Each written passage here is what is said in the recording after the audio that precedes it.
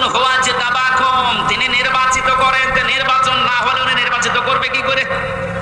নির্বাচিত করার জন্য আল্লাহ প্রতিনিধিদের মাধ্যমে এটা তৈরি করেছেন। আমরা এখন নির্বাচিত করব কাদের, সেই কথা আল্লাহ কোরআনে দিয়েছেন। আমার নিজেরও মনে হচ্ছে যা বলছি সবই তো রাজনীতি, আসলে এইটাই রাজনীতি। আপনি যেটা করতেন কোরআন হাদিস বাদ দিয়ে ওটা দুর্নীতি, আর আমি কোরআন দিয়ে যেটা প্রমাণ দিয়ে বলছি আপনাকে বাঁচানোর জন্য, এইটাই আসল রাজনীতি। কাকে নির্বাচিত করবেন?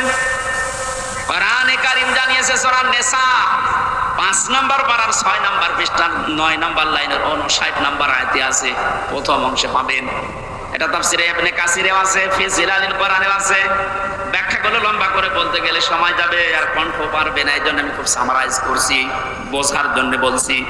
ইয়া আইয়ুহাল্লাযীনা আমানু আতিউল্লাহা ওয়া আতিউর রাসূলা ওয়া উলিল আমরি মিনকুম। এখানে আলেম বসে আছে, যারা এখানে বসেন কোরআন হাদিস তারা একটু খেয়াল করবেন, যারা বসেন না তারা অ্যাক্টিভ হবেন যেন বাড়ি যাবে। আমাদের ভেতরে যারা উলিল আমর নেতৃত্ব দেয়, নেতা যারা, তাদেরকে মেনে চলো। প্রশ্ন আমার এখানে আতিউ, এটা ফেল, ভার্ব, এটা ক্রিয়া।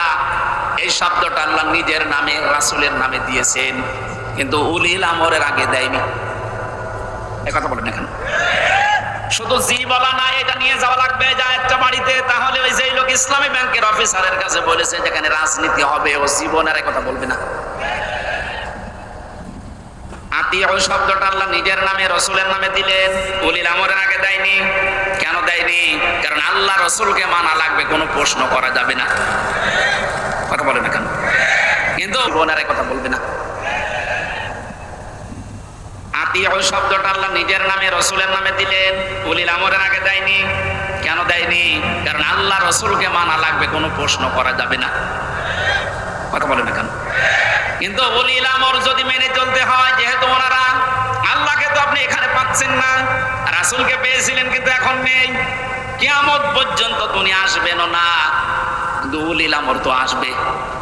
এই জন্য উলিল আমরকে যদি আপনি মেনে চলতে চান, দেখতে হবে উপরে বর্ণিত এই দুইটা আছে কিনা, আল্লাহ রাসূলকে ওই লোকটা মেনে চলে কিনা।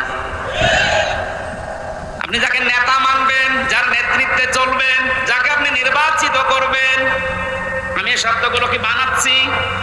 হুয়া জিতাবাকুম, এ জিতেবা মানে নির্বাচিত করা।